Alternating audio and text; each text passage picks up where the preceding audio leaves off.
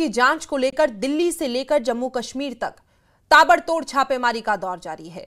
आज भी counter intelligence Kashmir की टीम ने श्रीनगर, अनंतनाग, कुलगाम समेत कई जगहों पर छापेमारी की है। जिन जिन जगहों पर यह छापेमारी की गई है उनमें कुलगाम के बुगाम गांव में डॉक्टर उमर फारूक भट्ट के घर की तलाशी भी शामिल है। नटीपोरा में भी CIK ने छापेमारी की। इसके साथ ही श्रीनगर में सुपर स्पेशलिटी अस्पताल में भी तलाशी अभियान लगातार चलाया जा रहा है। आपको बता दें कि व्हाइट कॉलर आतंकी मॉड्यूल की जांच को लेकर यह छापेमारी की जा रही है।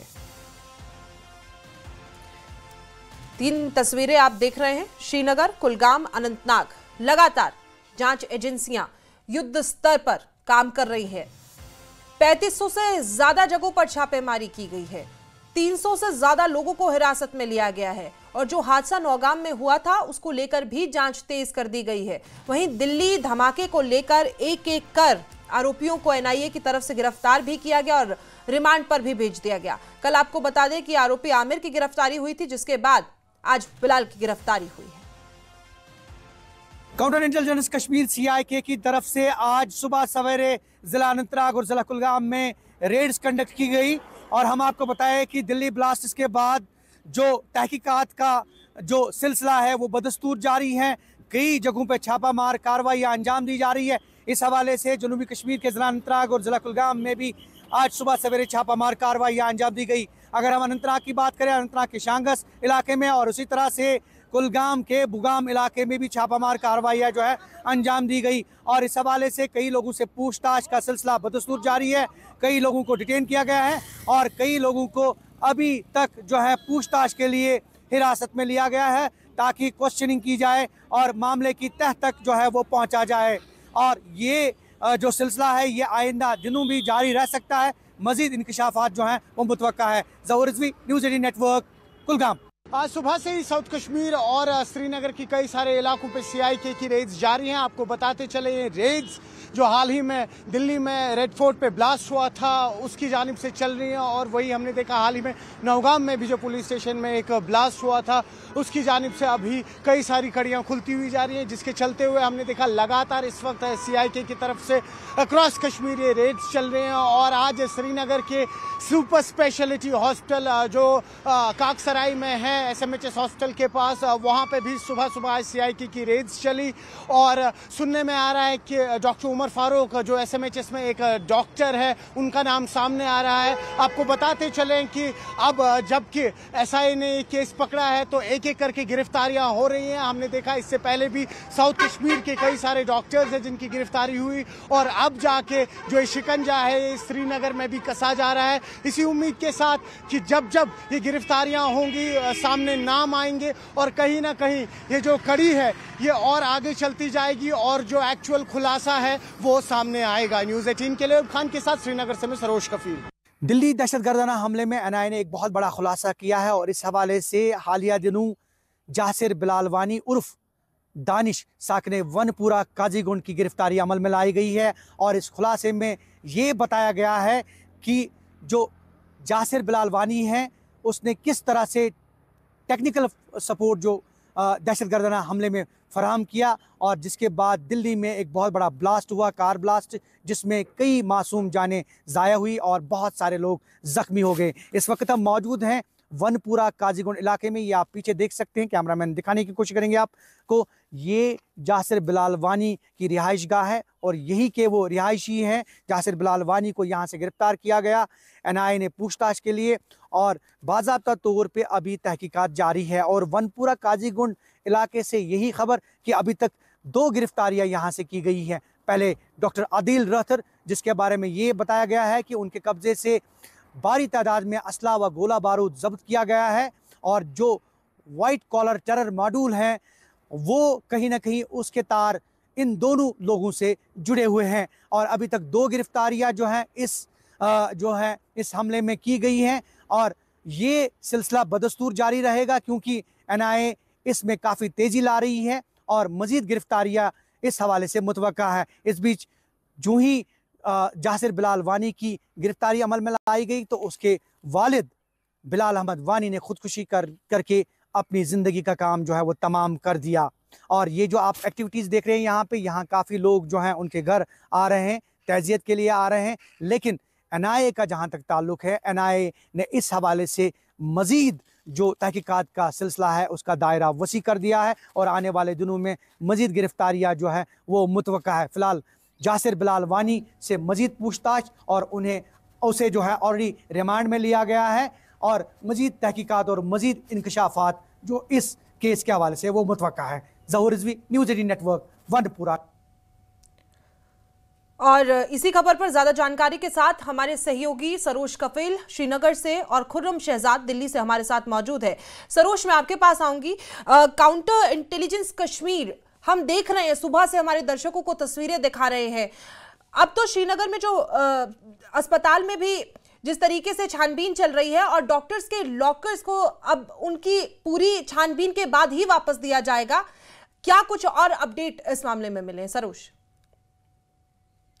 नहीं, बिल्कुल सही कह रहे हैं आप देखिए कि जब ये हादसा हुआ जहां पर दिल्ली बम ब्लास्ट का, उसके बाद हमने देखा लगातार किस तरह से न सिर्फ सीआई के तमाम इंटेलिजेंस एजेंसीज जो है उन्होंने छापेमारी शुरू की अक्रॉस जम्मू एंड कश्मीर, जिनमें कई सारे डॉक्टर्स का जो एक नेक्सस था टेररिस्ट का, ये एक एक करके बाहर आता गया। हमने देखा आज भी किस तरह से सुबह ही सीआईके की टीम यहां से सुपर स्पेशलिटी हॉस्पिटल जो काकसराई करीमनगर में है वहां पर भी उन्होंने छापेमारी की। डॉक्टर उमर फारूक, उनका नाम सामने आ रहा है और जाहिर सी बात है अब जबकि एक एक अरेस्ट होता हुआ जा रहा है, उसमें एक एक कड़ी जो है वो खुलती हुई जा रही है, तो कई सारे नाम सामने आ रहे हैं। आपको साथ ही साथ ये भी बता दें, डॉक्टर उमर फारूक है, उनकी जो वाइफ है उनका भी नाम सामने आ रहा है एफआईआर में। और कहीं ना कहीं जो आसिया अंद्रावी दुख्तरान मिल्लत की यहाँ पे एक बहुत बड़ी नेता हुआ करती थी, 2018 से जेल में है, तो कहीं ना कहीं उनका भी लिंक जोड़ा जा रहा है कि डॉक्टर उमर फारूक की जो वाइफ है ये भी किस तरह से अब यहाँ पे लड़कियों को कहीं ना कहीं ये जो पूरा टेरर का नेक्सस है उसमें इन्वॉल्व करने की कोशिश कर रही थी।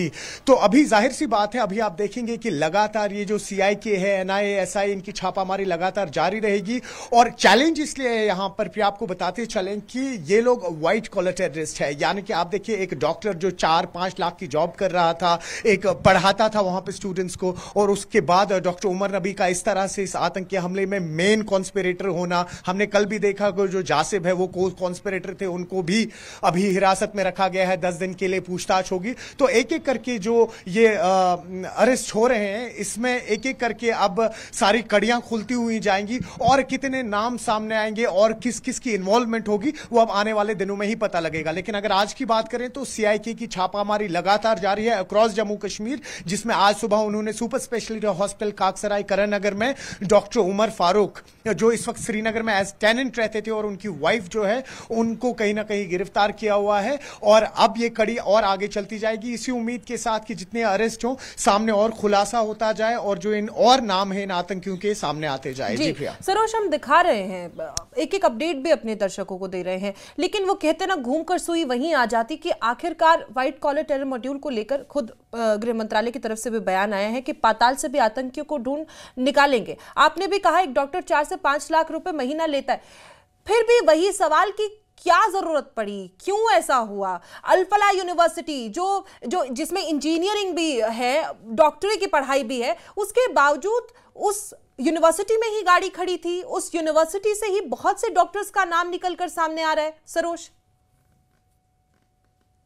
और खाली वही नहीं, आप देखिए उनके लिंक्स जो हैं डायरेक्टली इस वक्त अक्रॉस जम्मू कश्मीर में भी जुड़ रहे हैं, वो जो तार हैं वहां के वो यहां पर भी जुड़ रहे हैं। आप देखिए मोस्टली आपने एक चीज नोट की होगी प्रिया, इसमें जितने भी ये डॉक्टर्स का नाम आया है या जो भी इस आतंकी हमले में इन्वॉल्व थे, स्पेशली रेड फोर्ट को लेके, आप देखिए ये सारे मोस्टली सब साउथ कश्मीर से हैं और आसपास के इलाकों के ही रहने वाले हैं। और देखिए ये चैलेंज है यहाँ पे प्रिया, चैलेंज अगर वो होता जैसे अभी यहाँ पर कुछ पॉलिटिशियंस भी कह रहे हैं कि 500 रुपए 1000 दे के आप स्टोन पेल्टिंग करा थे, वो एक चैलेंज नहीं था आपके लिए, क्योंकि एक ऐसा तबका है जिनको आप इजीली पकड़ सकते हैं, उनकी धर दबोच हो सकती है। लेकिन जो ये व्हाइट कॉलर टेररिस्ट है, जो एक हाई पोस्ट पे बैठे होते हैं, और न सिर्फ डॉक्टर्स की बात मैं कर रहा हूं, आपने देखा होगा कि पिछले 3-4 साल में किस तरह से कई सारे ऐसे एम्प्लॉयज हैं जो टीचर्स थे, खुद जम्मू कश्मीर पुलिस के कुछ ऐसे लोग थे या सिविल सेक्रेटरीट में यहां बड़े बड़े ऑफिस में बड़े बड़े पोस्ट पे थे, उनको किस तरह से बर्खास्त किया गया क्योंकि उनके डायरेक्ट लिंक्स आतंकियों से निकले। और उसके बाद एलजी मनोज सिन्हा ने कई कई सारे जो लोग हैं जिनकी नियुक्ति हुई थी इन बड़े बड़े पदों पे, उनको रिजेक्ट किया, उनको निकाल दिया गया और उन पे इस वक्त कार्रवाई चल रही है। तो challenge specially white collar terrorism का इसलिए कि ये आप जैसे हम जैसे लोग हैं जो सोसाइटी में रोज उठते बैठते हैं, जो एक ढंग से बात करते हैं, इनका पहनावा, इनका खाना पीना है बिल्कुल नॉर्मल है, तो वो ज्यादा चैलेंजिंग है। जिस तरह से मैं आपसे कह रहा था, एक 500 रुपए पे जो स्टोन पेल्टिंग यहां करता था, उसको ट्रेस आउट करना, उसको वीड आउट करना काफी उनकी आसान मजबूरी था। समझ लेकिन आती ये है, आप challenge सही कह रहे हैं, लेकिन इस तरीके से कि एक डॉक्टर को ये काम करना पड़ा, जब एक एक कर गिरफ्तारी हो रही है और उनसे जब पूछताछ होगी, उमर रहा नहीं, वरना उससे भी पूछा जाता आखिरकार क्या मजबूरी आपकी रही थी। खैर, जहूर रिजवी भी हमारे सहयोगी कुलगाम से हमारे साथ मौजूद हैं। जहूर, कुलगाम में भी हम देख रहे हैं छापेमारी लगातार चल रही है, 3500 से ज्यादा जगहों पर फिलहाल हो गया, क्या यह आंकड़ा बढ़ा है जहूर?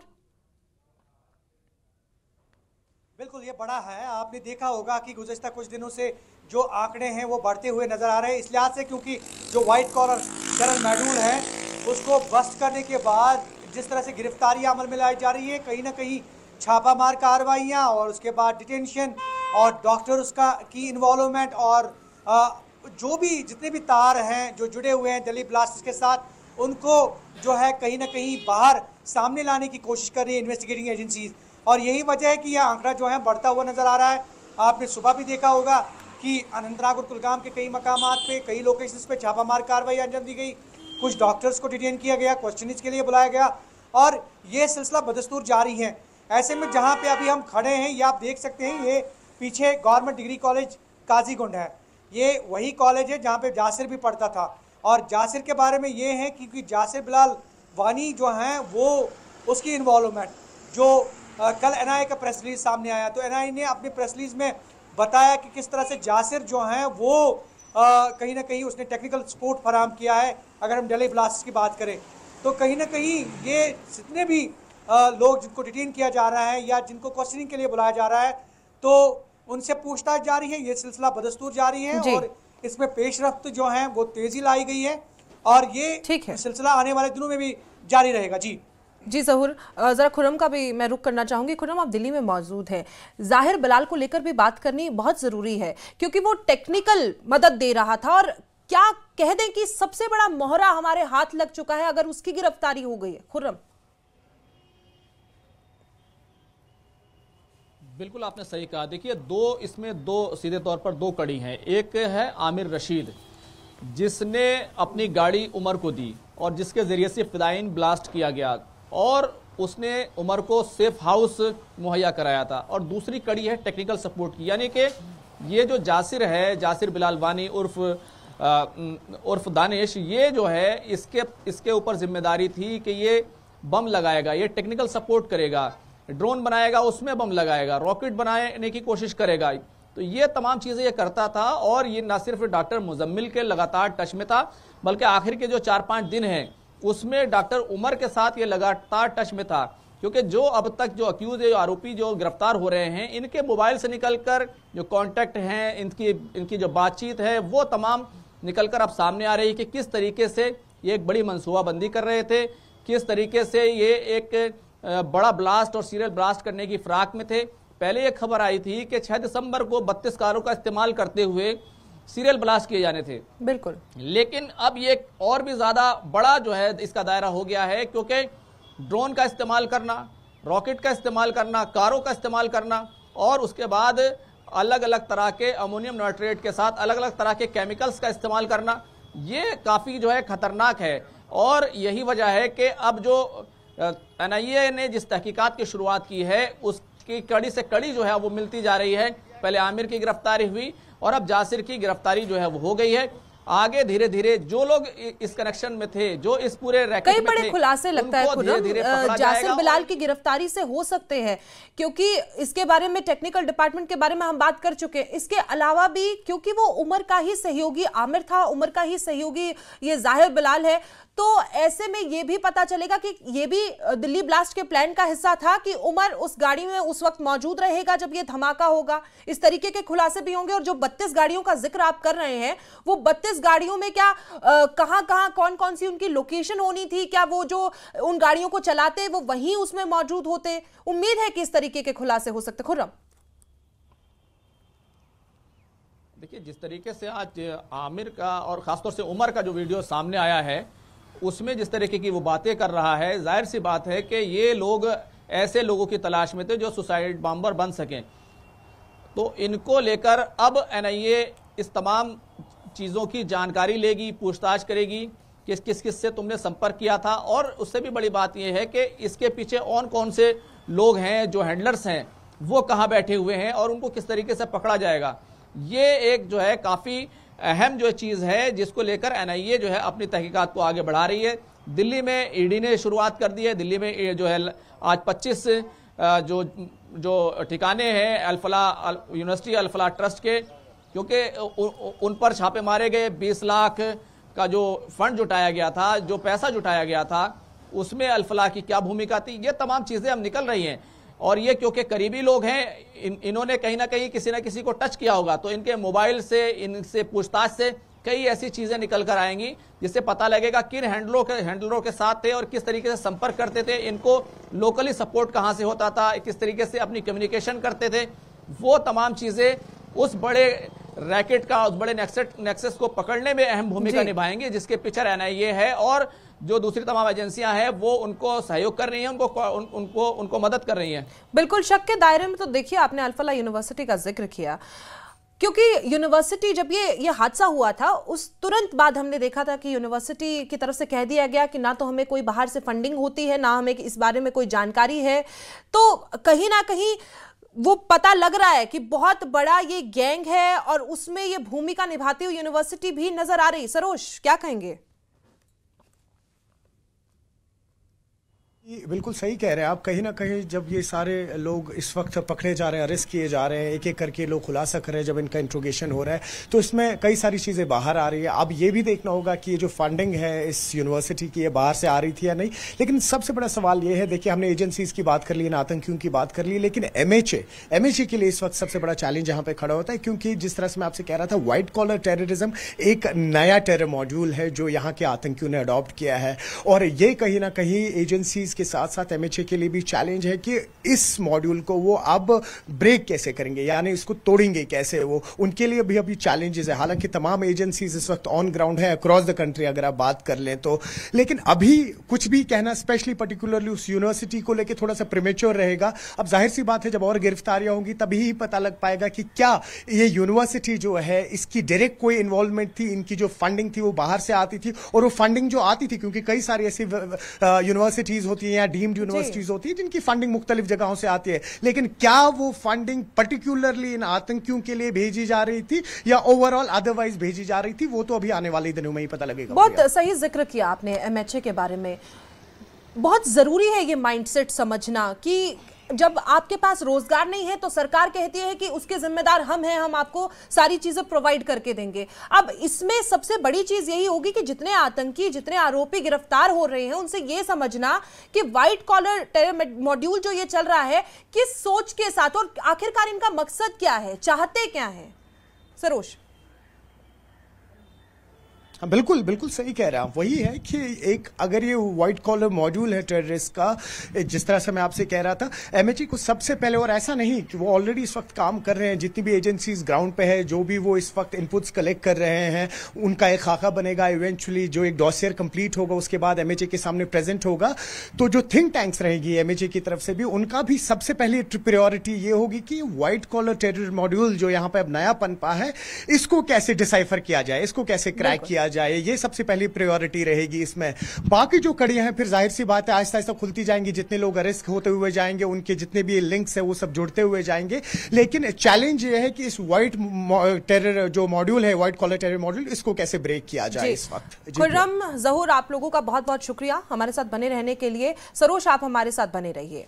तो देखिए, ये बहुत बड़ा भांडाफोड़ हुआ और लगातार 2 आरोपियों की गिरफ्तारी, पिछले दिन 1, आज के दिन 1, और अब लगातार कड़ी से कड़ी जुड़ रही है। और उसके बाद अब आगे क्या कुछ निकलकर सामने आएगा, तमाम अपडेट्स हम आपको देते रहेंगे। बारामूला